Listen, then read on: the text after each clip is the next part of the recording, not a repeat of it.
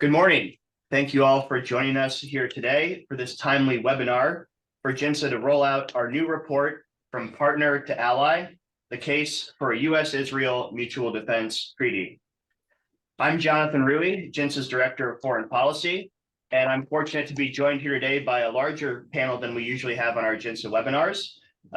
Starting off with Mike Makovsky, GINSA's President and CEO. To his left is John Hanna, the Randy and Charles Wax Senior Fellow at GINSA's Gemunder Center. Previously, John was Assistant for National Security Affairs for Vice President Cheney. Joining us virtually, we have General Chuck Wald, a Distinguished Fellow and Senior Advisor here at GINSA. Previously, General Wald was Deputy Commander of U.S. European Command and the former Commander of U.S. Central Command Air Forces. Also joining us from Israel is Major General Yaakov Aish, who is GINSA's Vice President for Israeli Affairs. Previously, he was Israel's defense attaché to the United States, and before that, he served as the head of the IDF General Staff's Operations Branch, or J3. We have a lot to get to today, but before I turn to Mike, I want to quickly lay out GINSA's role, leadership issue on this Mutual Defense Treaty or Mutual Defense Pact, which we abbreviate as MDP, because GINSA has been a first mover on this issue since before there even was a day one. So in May 2018, GINSA's U.S.-Israel Security Policy Project, which consists of 5 American retired flag officers, chaired by former NATO Supreme Allied Commander Admiral Jim Stavridis. General Chuck Wald was a member of that task force as well.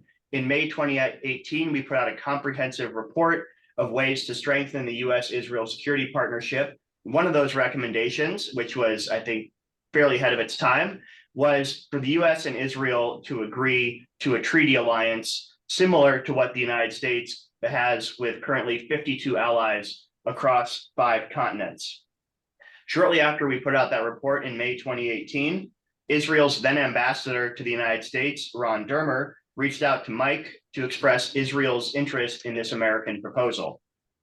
The next year, 2019, our same task force of retired American flag officers issued follow-on papers that expanded on the idea of a treaty, the strategic logic, and we also drafted a proposed alliance treaty drawing from America's existing mutual defense treaties. We also issued a paper that looked at possible counterarguments, which is something we'll certainly dive into later today. 2019 was a busy year for us on this front. Mike and Senator Lindsey Graham did a public conference call on the issue, sort of laying it out and broadening the audience for this idea.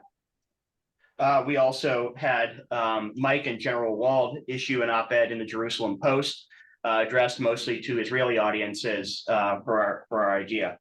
During this time, in the fall of September 2019, both then President Trump and then Prime Minister Netanyahu tweeted their support, and Ambassador Dermer then expressed his support again at GINSA's annual leadership conference that fall in 2019. Everything I just mentioned to you is available on GINSA's website, but now I want to turn to Mike to explain some of the basics, the what, the why, and the why now of GINSA issuing this new paper on a U.S.-Israel mutual defense treaty. So, Mike, please. All right, thanks, Jonathan, and thank you. And I'll say, just for those watching, it's the first time we're using this new event space in our expanded offices. So instead of each of us in our own private offices looking at our computer screen, we're all together. So it's a little awkward actually to get used to, but it's a good thing. But anyhow, I also want to just say, this is what the report we released and the draft treaty we released yesterday, and this webinar is really the result, as Jonathan indicated, really of a lot of work at different times, 2018 and 19, and certainly in the last year. And the staff has done really tremendous amount of effort on this. So I want to thank Jonathan, who's been with me and on this effort since the very beginning, since we started that Stavridis effort in 2017. And then, of course, John Hanna on my left, and also Blaise Mishtal, our VP for policy. So I want to thank everybody, all the staff and other of the folks in the office who work so hard. let me get to, as Jonathan indicated, the why now and the so on. Let me also, if you don't mind, Jonathan, I'm going to make one little tweak to your itinerary. The tweets that Prime Minister Netanyahu and President Trump issued in September were in 2019 were tweets in supporting of them discussing it. We knew that Netanyahu, and this gets to the why now issue also. We knew Netanyahu, as Jonathan mentioned, was already interested in this and supported this treaty. Of course, we hadn't really heard fully from the U.S. then, but as Jonathan indicated, events seemed to sideline progress on this. But once Netanyahu won the election last November in Israel, after a series of many elections, as many of you know, in Israel, we knew this was going to come back. I may also add that Ron Dermer, who's currently the Minister of Strategic Affairs, in between him being ambassador and him going back in the government as minister, he was a distinguished fellow with JINSA. So we had a pretty good idea that once Netanyahu seemed to win the election, that he was going to be capable of putting together a new coalition. This is going to come back. So we started working on revising what we had put out before. So that was one new development. Another new development that we thought made this issue very relevant was, frankly, the Iranian nuclear program. Unfortunately, since we first put out the idea of a treaty, the paper and a draft treaty in 2019, the Iranian nuclear program has unfortunately escalated a terrific amount. So the Iranian nuclear threat and the chance, I think, of an Israeli-Iranian military conflict has really risen a lot since 2019. So we think, and I'll get to that in a second about how that addresses, but that's the second development. A third development was the Ukraine war. I think that the Ukraine war, as you all know, began about a year and a half ago in February of last year. That really indicated, I think, how important being a treaty ally of the United States is, and how having treaty alliances contribute to stability. Obviously, the Russians, they attacked Ukraine, which is not a member of NATO, obviously, but they didn't attack any other neighboring countries. And two countries in the area that historically resisted or showed no interest really of joining NATO, Sweden and Finland, all of a sudden wanted to become part of NATO. So even at a time, I think, where U.S. credibility has been questioned around the globe certainly since the withdrawal from Afghanistan, countries see a lot of value in being treaty allies with the United States. The fourth development, which is a little more recent, which is also an issue that we've been focused on with John Hanna on my left, really leading the effort, is on the issue of Saudi-Israel normalization. As we learned when we went to Saudi Arabia, we met with the Crown Prince and other senior officials there. One of the conditions that the Saudis made clear about for having normalization with Israel was going to be some sort of security arrangement with the United States. It's now basically understood, and there have been talks, it's been widely reported, between the United States and Saudi Arabia about some sort of mutual defense pact between Saudi and Israel. So if you're going to do that, then it raises the question, what about a treaty between the mutual defense pact between Israel and the United States? So I'd say those are four key developments that we thought, okay, this has made this issue more timely and more pressing than it was when we first raised this issue in 2018 and then 19.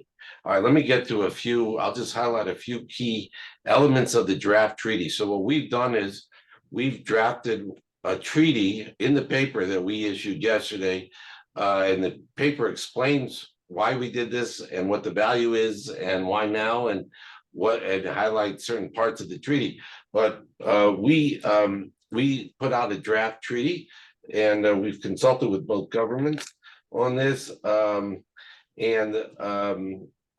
of the key elements of that, we reduced the amount of triggers for this mutual defense pact. We had, I think, about 5 that we put out in 2019. We reduced it to 3. 2 of them involve basically the U.S. coming to Israel's defense, and we made it very clear that the key triggers for the U.S. to help to activate this on Israel's behalf would be an existential threat to Israel and a threat or use of WMD of weapons of mass destruction against Israel or Israeli controlled territories. That is a significantly higher threshold than all our other mutual defense pacts. The United States has, and is not widely known as, mutual defense pacts with 52 other countries, if you're including NATO. And aside from, and if you look at the language, and I'll use, for example, the Japan Treaty, for example, the one we have with Japan, which is getting discussed a lot, certainly in terms of Saudi Arabia, the term is attack. So if Japan is attacked or territories on Japanese, but the same applies to NATO countries, then it could trigger the treaty. Unfortunately, fortunately for our existing treaty allies, London doesn't get attacked a lot or at all. I can't remember, I think it was World War II the last time they had bombers or missiles being fired in London and so on. The same thing goes with Paris. They don't get attacked. So an actual attack could trigger a treaty. Unfortunately, with Israel gets attacked almost every day between from Gaza or from Lebanon or from Syria, or I should say, it seems like virtually every day. So none of those sort of attacks would activate this treaty. So we've raised the threshold. It's really a new model for a mutual defense pact for the United States that we've advanced here. It's a very high threshold. The threshold with Israel would be only really existential threat or use of weapons of mass destruction. We also added, which is a little unusual as well, for mutual defense pacts with the United States, we've added some sort of parallel mutuality. So we put in a clause, a term there that if a U.S. base in a friendly country in the region, a country friendly to Israel in the region, gets it where there would be threatened with weapons of mass destruction, then Israel effectively would also activate the treaty, and Israel would help the United States. Now the reality is, of course, that Israel does help already. American forces in the region already, but we want to make that very clear that such a threat of WMD, of weapons of mass destruction to American bases and countries from Israel, would also activate. Those are the three triggers of this treaty. Let me mention a few other elements. We've added that there be a U.S. commitment to sign with Israel a 25-year MOU, Memorandum of Understanding, on bilateral military assistance. So Israel is celebrated its 75th anniversary of its founding this year. So basically, if this was concluded this year, this would be an MOU that would take it all the way to Israel's 100th anniversary. And the idea would be that this sort of MOU would be increasingly focused as years go by on joint R&D, on joint research development of weapons. The second part is a U.S. commitment, basically, that we have language that effectively facilitates more the immediate and consistent supply of needed American weapons to Israel. And a third is that the U.S. would make sure to replenish and keep full the U.S. arms depot that is in Israel. We have done a lot of work on this issue over the years. We refer to as pre-positioning. This is there's an arms depot that was created in Israel. It's an American arms depot in the early 1980s. Is somewhat really of a consequence of the 73 Yom Kippur War, where the famous Nixon airlift, which took a little time to get there. So the idea would be that there should be advanced weaponry, and the United States should make sure to fill it in Israel, that Israel could access with American permission, excuse me, in time of emergency. We've written a lot about this. Basically, this arms depot is virtually depleted, hasn't been replenished effectively since the Bush administration, and that we think there needs to be thousands of precision-guided munitions there. For instance, it's some that Israel would use. The Pentagon terminology, just for the record, for this arms depot called WARSI, War Reserve Stockpile for Allies Israel. Now, those are the key, I'd say, elements of the treaty. Let me just make a few quick points on the benefits of this for the United States and Israel. Look, for the United States, I think, and obviously the other panelists and John and General Wald and General Eich will also be elaborating on these. For us, we see that a mutual defense pact, this particular mutual defense pact, would contribute to stability. All our mutual defense pacts with 52 other countries have done so. None of those 52 countries have had their existence threatened. So we see this as especially important as the U.S. is retrenching from the Middle East and maybe focus on Indo-Pacific more than on Europe, that there's beginning of to create a sort of security architecture. And the reason we think this would help reduce the risk of conflict in the Middle East and contribute to stability.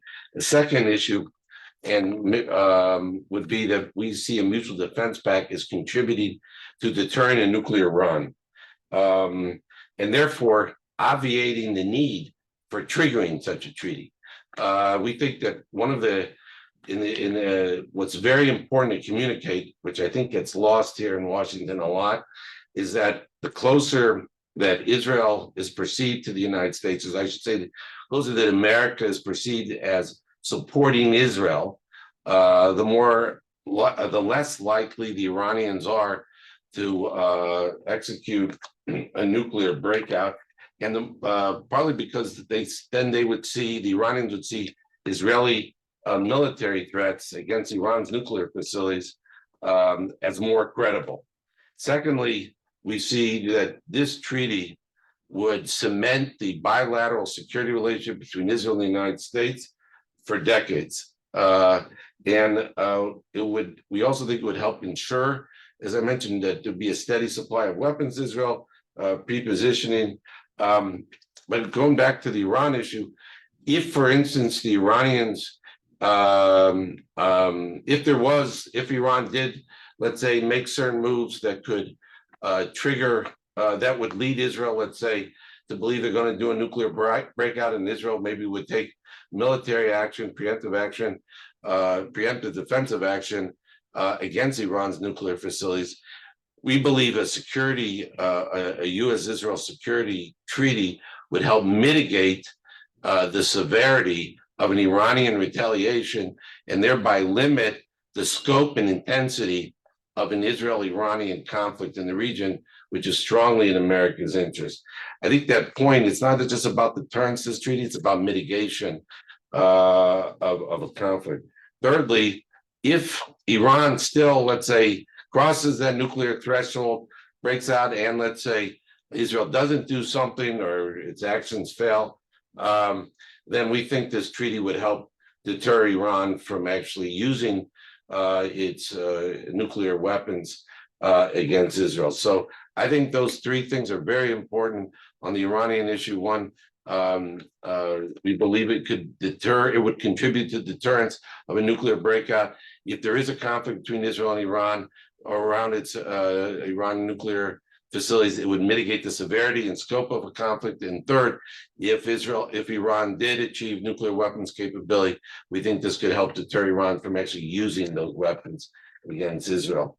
Let me mention a few Israeli benefits for Israel. Obviously, all those things I shared are very important for Israel and for the United States, but I'll just mention a couple things on Israel, and General Eich and others are going to, I'm sure, elaborate this.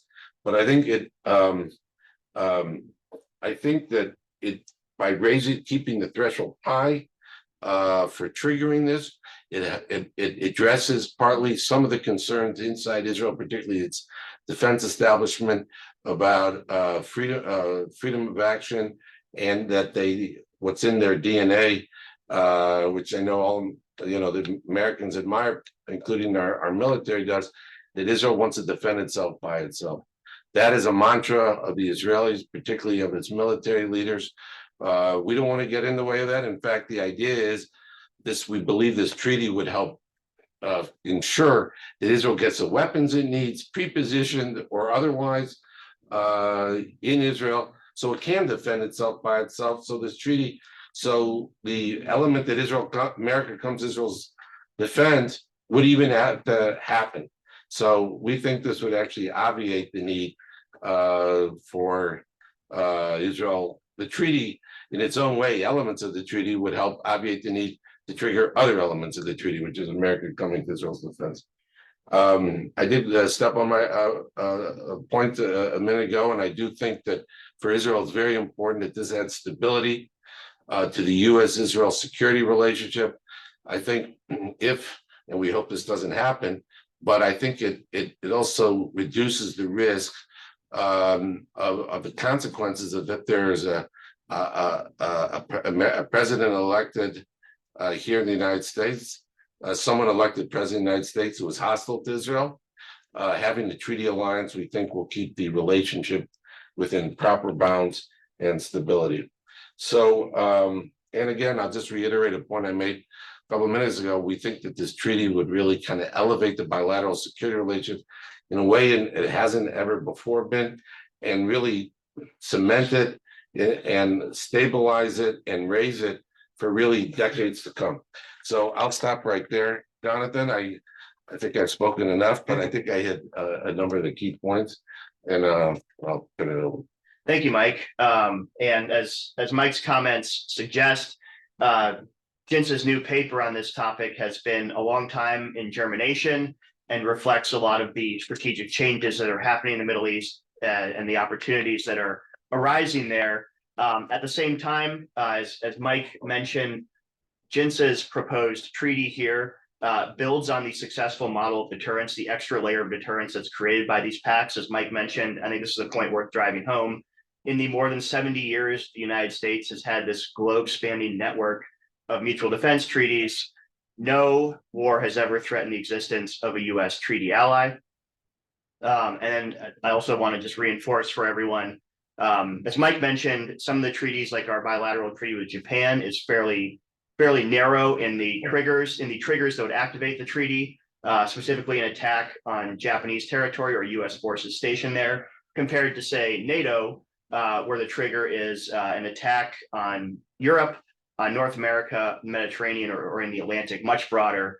So drawing from this sort of range of options, Jinsa has made our treaty specifically narrow, both to reflect Israelis' concerns for their strategic independence, which General Aish will get into more in a minute, but also to really harness all the advantages of having Israel as a partner, which is, as Mike mentioned, its self-reliance, its insistence on defending itself by itself. So at the same time that we draw from America's long history of successful mutual defense treaties, we've also tailored ours to reflect and harness the benefits and the assets of both the United States and Israel. Just quickly before I jump to John, I'd like to remind everyone joining us here today in the audience, if you have a question, please type it into the Q&A box, and we will do our best to get to it in the time we have. So John, I'd like to turn to you now.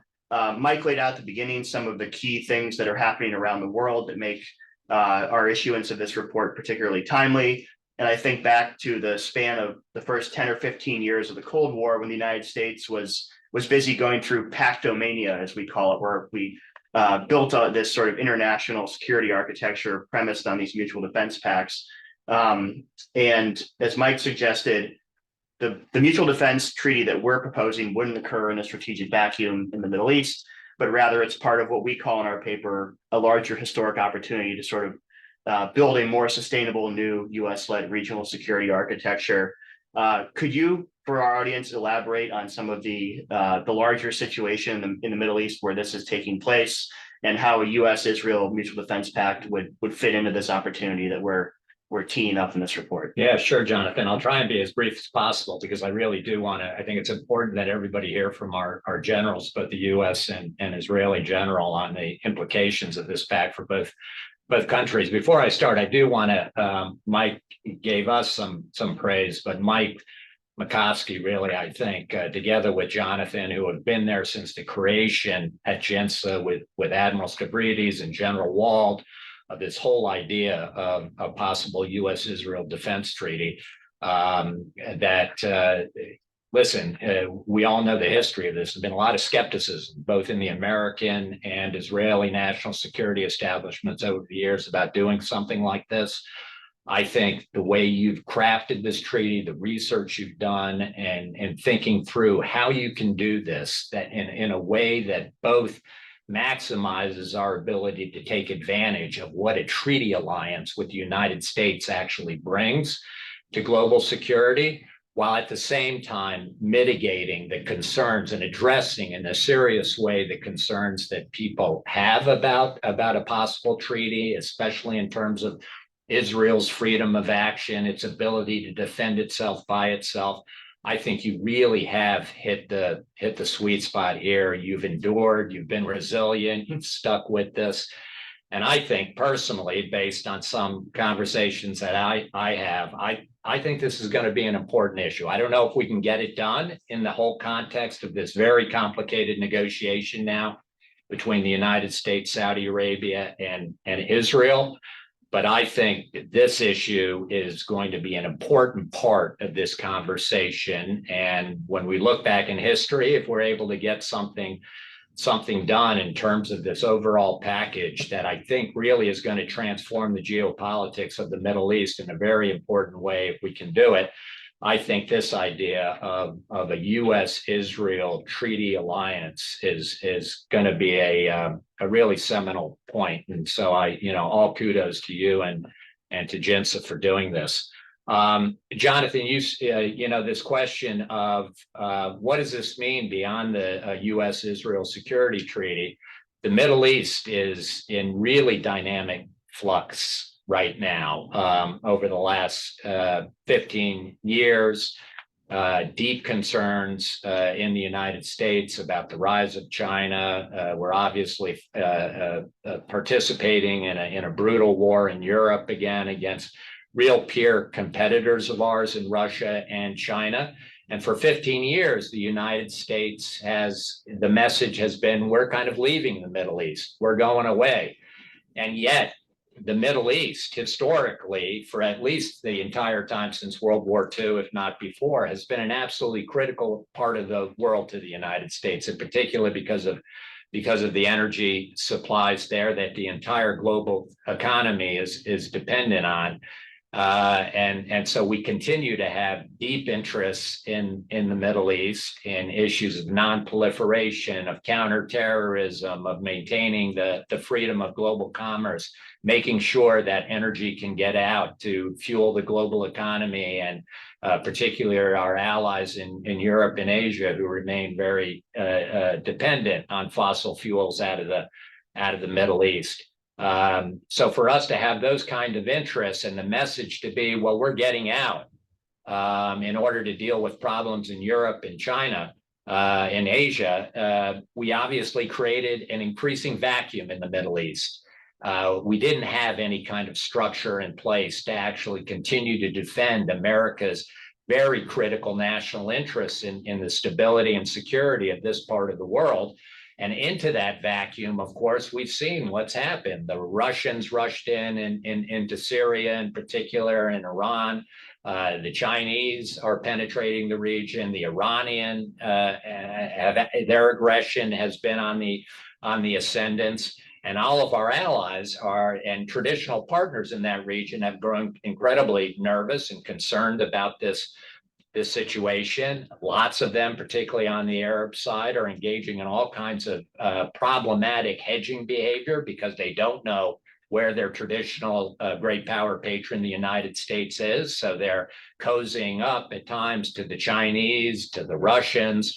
So that's a real problem. And now we have, particularly since the creation of the Abraham Accords, particularly since Israel's entry into CENTCOM, and now this discussion of a possible game-changing normalization deal between Israel and the United States, we have an opportunity now to create something new, to actually put in place some kind of new security architecture, US-led security architecture for the region. There's discussion, very serious discussion about a possible US-Saudi defense deal.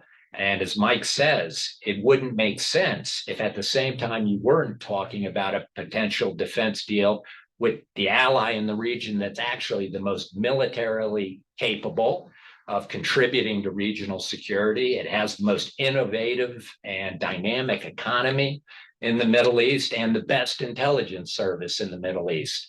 So actually, if you were able to begin pairing as the cornerstone and foundation of a new US-led security structure in the Middle East, bilateral defense deals with, on the one hand, our most militarily capable and closest partner in the Middle East, Israel, and our most important, influential, richest Arab partner, Saudi Arabia, you've really got the start of something new to build on top of the Abraham Accords and everything else that's happening in terms of building a new regional integration and bolstering the capabilities of our local allies in a way that actually begins to reinforce and maximize the potential and leverage the potential for security in that part of the world that the United States leads, but doesn't have to make huge new increments of American force posture in the region itself as we begin to deal with some of these other problems in East Asia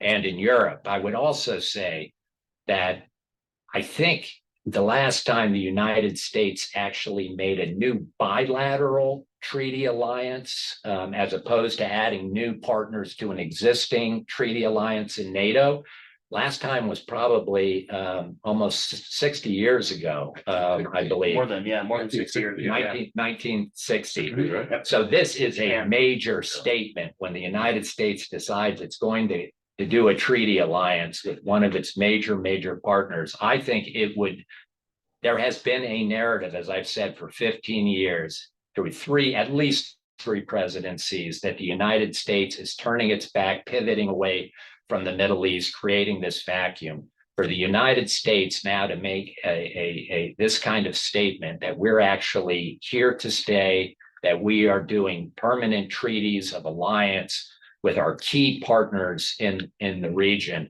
I think would go a long way to beginning to undermine and defeat that narrative that has become so corrosive and destabilizing in the Middle East. For the United States to put its stake down that we're going to have this kind of treaty alliance with Israel that is going to have this huge bipartisan support in the United States Congress and from the American people, I think this, is a generational kind of game-changing moment for the U.S. security posture globally. And I think for the U.S.-Israel relationship, it will certainly be the most important qualitative step-like change in the relationship for a very, very long time, if ever in the history of the relationship. So this is a very, very big moment. And I think the United States needs to think big and go big as part of this major geopolitical transformation that we're now engaged in trying to negotiate.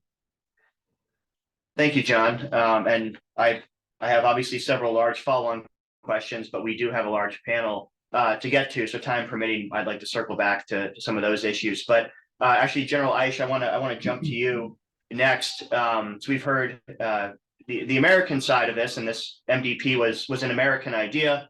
But obviously, there's a healthy debate, not just here in America, but also in Israel about the merits of an MDP, concerns about it, things like that. So General Aish, I'd like to turn to you. If you could expand upon and lay out what Mike touched upon in his opening remarks about the key strategic benefits of such a mutual defense treaty for Israel, not only just sort of now in the snapshot of these great issues that are in flux that John mentioned, but also, looking out, sort of farther afield. As we mentioned, these existing treaties have been in effect for decades, and our proposed treaty would have cement a longer term defense partnership. So General Aish, if you could please talk about both the present and the future of what an MDP might mean for Israel's side. Thank you. Jonathan, thank you. Mike, John, it's good to be with you. Yes, there is so much to say about this suggested treaty, but let me start by describing three issues, the way we see it, and maybe later on we will discuss some other implications of it. I'll start by speaking about the impact of such a treaty to Israel's deterrence. and it's going to be a tremendous contribution to Israel deterrence. Such a treaty between, the U.S. and Israel will be an extra layer that, in a way, will, postpone any potential escalation, especially when you are thinking about threats such as Iran. And it's not that we are aiming, to change our ethos or our philosophy of defending ourselves by ourselves. We are 50 years in our 50 years anniversary from the Yom Kippur War, which was an amazing crisis over here. We have asked from the U.S., to resupply us, to replenish our depots, but we didn't ask for anyone to fight for us. And I assume that it will be the same in the future. This is us. This is our ethos. However, we cannot ignore the tremendous contribution of such an alliance, which will be formalized, will be ratified by the U.S. Senate, supported fully by the two parties. Such a bipartisan support, not only for the next year or for the next 5 years, but for the next decades, will be highly important for Israel and for the Israeli public, and I assume the same for the U.S. public. And we should not take it for granted. This support have a lot of meaning over here and in the region. And this is the second element. This is the second, I would say, important issue that will be derived from such a treaty.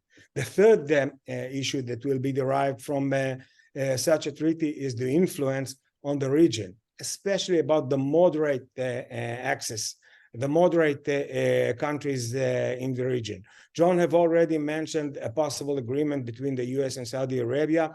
Think about many other players joining to such an architecture, and Israel.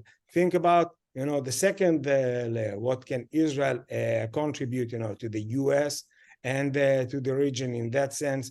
Intelligence was mentioned already, but think about technology and many other options. I think it will at the end formalize things that are already happening, such as MOU for the next 25 years, the qualitative military edge, which is in the U.S. law, prepositioning that was mentioned by Mike, and many other elements that all in all, when you are taking the grand picture, when you are looking at a comprehensive agreement or a treaty between the U.S. and Israel, will be fortified significantly and will have an amazing positive influence on the region, on the deterrence of Israel. And by that, if you would compare it to other regions in the globe, it will contribute, to peace and stability in the region. General Ice, just a quick follow-up. We've make a big point, and as you did in your comments, about Israel's concerns, understandably, to maintain its freedom of action, which is, among U.S. partners and allies, is perhaps unique, or at the very least certainly stands out for its insistence on that. Yeah.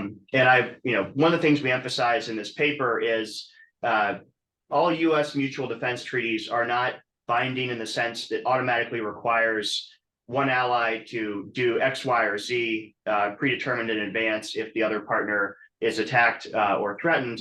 I think it would be helpful if you could give our audience some context. You study this, we cover in our paper about how, in the past, certainly the United States and its allies have not had to be automatically bound to any sort of action, because I think that's something that when we first started looking at this, we didn't fully understand, and now I think is still sort of misunderstood or underappreciated more generally. Thank you for that question, Jonathan. We are, I'm dragged into the details. We are talking about a major concern in certain parts in Israel about that treaty. That's why it's really important to read the GINSA suggested paper, which aims to a very limited, a very concise framework in that paper. And in that sense, every country, the US obviously, and Israel is preserving its ability to act when it's needed. It's freedom of action.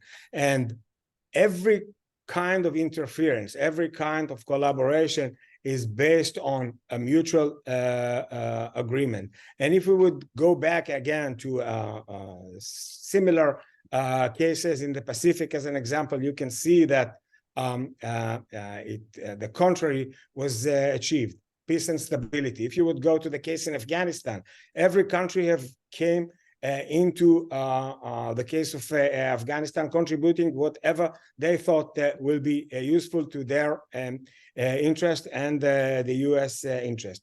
And if you would go to some other cases where other countries have decided to act, such as the UK in Falkland, or which is obviously a NATO member, or Turkey in Syria, at the end of the day, this option is preserved and it is open. Let me add on it something else. This treaty is not coming instead of some other understandings and agreements between Israel and the US. This is an extra layer, an additional layer to what we have built together in the last decades. In that sense, we are adding another clarity to the other understandings in different areas that were achieved. And at the end, let me say something as someone who was 4 years the defense attaché in Washington. Right now, when we are going to do something and we think that there is a need to inform the US. Don't get me wrong, I'm not talking about getting authorization. To inform our friends, that's exactly what we are doing, especially when you are thinking about certain implications to your friend, either if it is the US or someone else. So basically, this type of coordination is taking place nowadays on a daily basis, not only at the intelligence channel, but also at the operational channel. So for those who have different concerns, I think the freedom of action is going to be kept, and the ability to act will be upgraded. And it's only if deterrence have failed to achieve its aim. That's the important picture.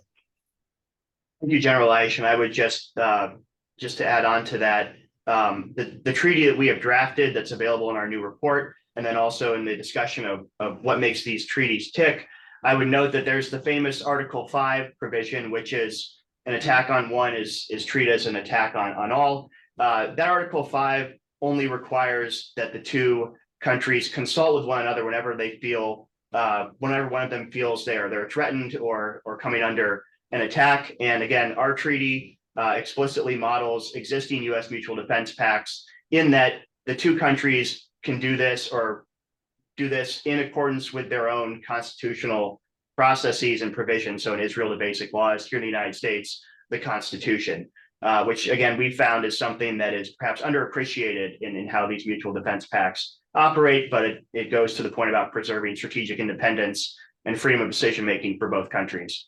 General Wald, I'd like to turn to you now. I apologize for requiring so much of your patience, but we've got a full dance card here today. We'll save the best for last. Yes, exactly.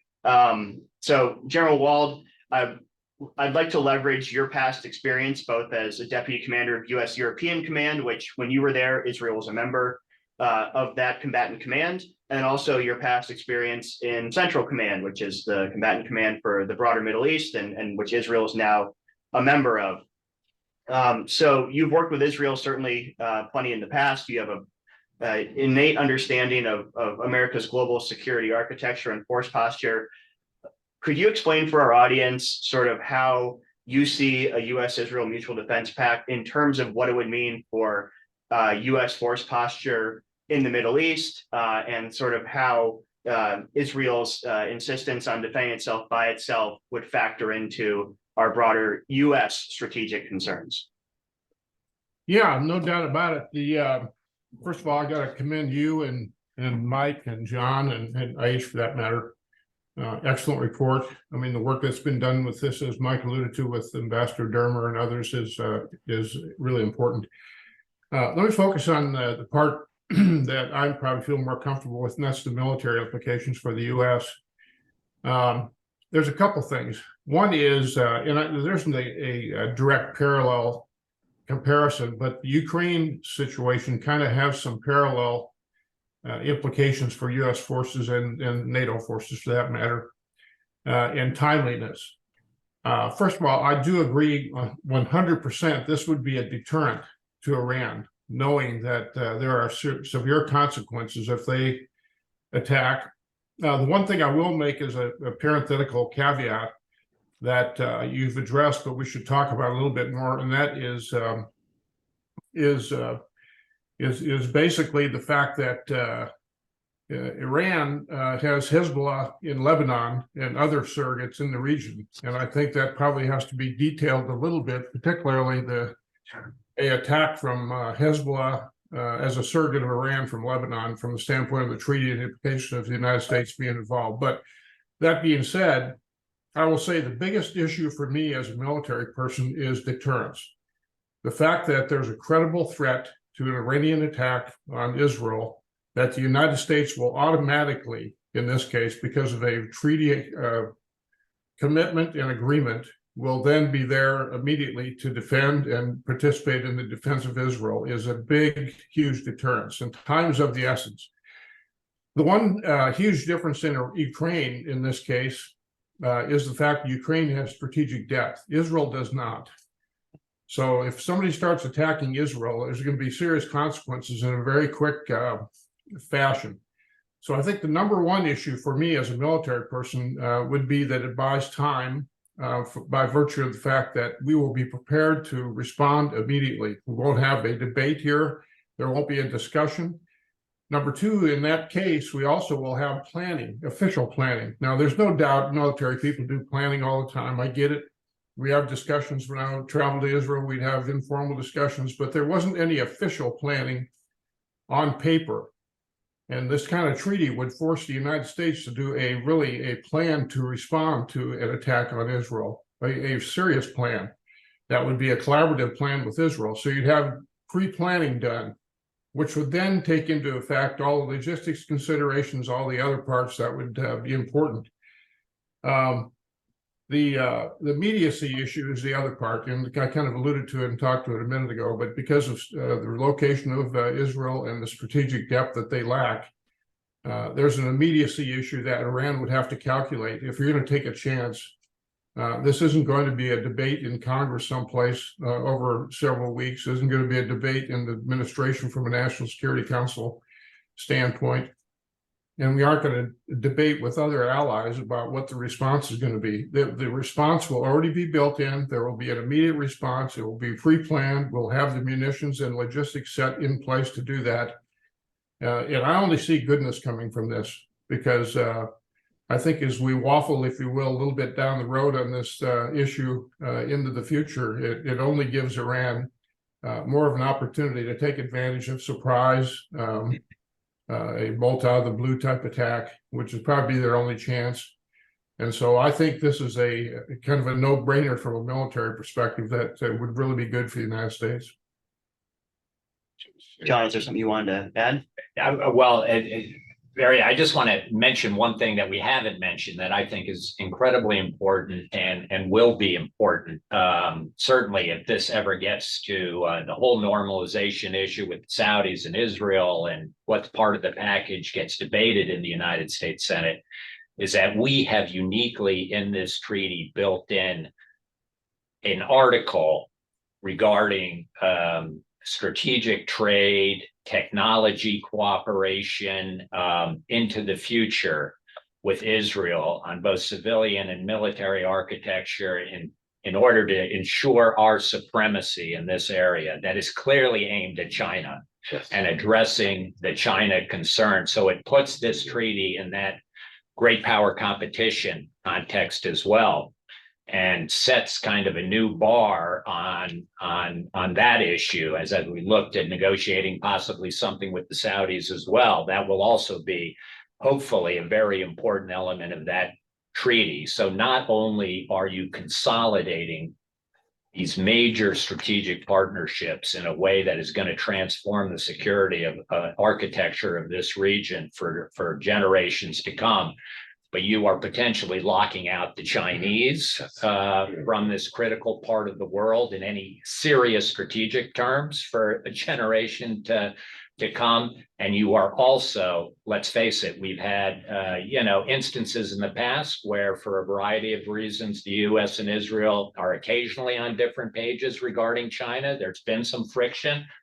Having this kind of treaty and this kind of understanding to lock in, again, what is Israel, what is one of the most innovative and dynamic high-tech economies in the world, to lock them into the American defense industrial base in this kind of very, very tight way, I think is just going to be an incredible strategic advantage for the United States. I'll just add one thing on that. I'm really glad John mentioned that, because actually we have China front and center on the first page of our paper of what the implications are for the China American rivalry, or whatever you want to call it, the challenge from China, the strategic challenge.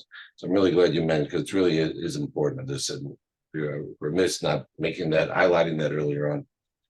Thank you, Mike. And just to really hammer home the point, not only on all the fronts John mentioned, but just sort of more globally and grand strategically, by promoting stability in the Middle East, signaling continued US commitment to regional stability, it also enables America to basically focus more time and attention and resources on strategic competition with China, with Russia, and reducing the risks that we're going to be pulled back into a Middle East conflict that diverts from that. And so just to circle back a little bit more on China and bring in our first question from the audience, which is, would the Australia-New Zealand-US treaty serve as a model for a U.S.-Israel Mutual Defense Pact, ANZUS, as it was called, formed in 1952. I'd love to hear if we have any thoughts from the rest of our panelists, but I would just jump in and say very quickly, I don't necessarily think that's the best model. As Mike mentioned, the Japan treaty is sort of the closest approximation for our proposed draft treaty, although ours is even narrower and more strictly limited to these exceptional circumstances. The higher threshold that Mike laid out. That being said, to jump back to John's most recent comment, I think the Australia, UK, US, or AUKUS agreement, which is not a mutual defense pact, but rather a long-term strategic agreement on things like closer defense cooperation and trade, I think that certainly has some parallels to parts of what we're proposing, in addition to the Article 5 commitment here in the Mutual Defense Pact, and which we explicitly reference in our report. So we've gotten a series of other questions from our audience that I'm going to try to bundle into one broader question. Mike and John, if you'd like to take a first swing at it, and happy to open up to the rest of the panel. The question is, so support for Israel in the United States appears to be declining. Do you worry it will fall farther when Israel is perceived as no longer insisting on defending itself by itself, but rather being one of the many countries asking the US to defend it? So I think, again, that gets to a real sort of question we've seen arise again and again. I'd like to hear from our generals on that. We'll start with General Eich, although I'll just add, we stress this very much in the paper and even in the treaty language, that Israel, to defend itself by itself, and really one of the primary benefits of a mutual defense pact between the United States and Israel is that we hope that elements of one part of the treaty will help obviate the need to activate other elements of the treaty. That hopefully what we talked about deterrence against, let's face it, the immediate issue, of course, is the nuclear threat from Iran, that this treaty would help deter, crossing the threshold or mitigating the severity or scope of a conflict, or if they'd still achieve, based on American Israeli failure and failure of other countries to actually achieve nuclear weapons capability, it would deter nuclear Iran. So we hope some elements obviate the need for other elements to be activated. But I'd like to hear from, I think General Eich would be good to hear how to first address that. I think I've mentioned already the fact that such a treaty, as far as I have learned, have to be ratified by the US Senate. And in that sense, you know, it wouldn't work without a bipartisan support. This is about, you know, the process now. And we are talking about a wide support in Congress, not only the administration for Israel. And when we are thinking about the implication for the future, I have to link it to what Mike have mentioned. It's not that we are asking the US to fight for us. It's not the case. This suggested treaty is very much limited to two elements. One is geography, and the second is existential threat. Now you can call it non-conventional weapons or WMD or whatever, but it's very limited. And that's why it's so difficult to compare it to other treaties globally speaking. And in that sense, if you know, for us Israelis, especially now, as I mentioned, the most powerful case that I can bring into the discussion is the Yom Kippur War. Think about the Yom Kippur War. Prior to the Yom Kippur War, think about intelligence cooperation, technological cooperation. During the Yom Kippur War, think about the replenishment and the crisis resupply that would have been made immediately, and what type of impact it will have. And I would like to add on it one thing. Those of us who tend to think that it might limit ability to act have to consider what kind of implications such a treaty would have on Israel once the Israeli government decided to act, conducted the offense, and then what? So it's kind of a simulation that we should move fast forward in terms of support and in terms of freedom of action. And that's why I think it is a bit difficult to compare it to other treaties in one hand, but the way it was tailored to the US-Israeli case vis-a-vis the region and the extreme circumstances where this treaty have to be activated will help the others to understand it. Thank you, General. Okay. John, go ahead real quick. Yeah, please. just quickly on this is, I do believe it's a unique treaty because it is so limited, the triggers for this. It's a very high threshold that I think most Americans would look at and say, God, we wish all our other allies would engage in a treaty like that, so they wouldn't expect us to come to their defense every time, you know, something goes boom in the middle of the night. This sets a very high threshold for American entrance on a day-to-day basis. In 99% of the cases, God willing, the IDF is going to be handling all of the day-to-day things that it's doing now. So the high threshold is very important. And my guess is it's a practical matter. If you asked most Americans, certainly the American Congress, if Israel came under an existential threat, do you think the United States would come to Israel's military support? I think everybody would say, of course we would. And this treaty removes any doubt about that in those extraordinary circumstances, the United States will be there to back up Israel.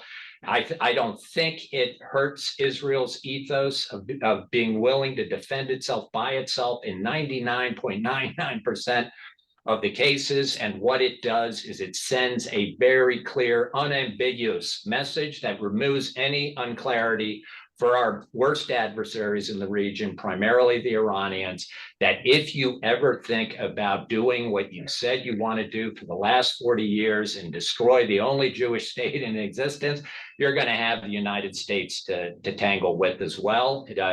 Don't have any doubt about that. And I think that increment of deterrence is well worth whatever risk you may be taking in terms of Israel's ability to defend itself by itself, which we build in strength and bolstering measures into this treaty. So I encourage everybody to read the treaty and see what we say about making permanent Israel's QME, reinforcing the stockpile, the 25-year commitment to a new MOU built on defense industrial cooperation. Thank you, John. And I think that's a good point to go out on. I apologize. There's a lot more we wanted to get to, but want to be respectful of everyone's time, and I'll just sign off by saying today we roll out this report, but this is the start, not the end of this process for GINSA. So everyone, please stay tuned for further programming and other products on this very important and timely issue. Thank you all for joining us today. Thank you. Thank you.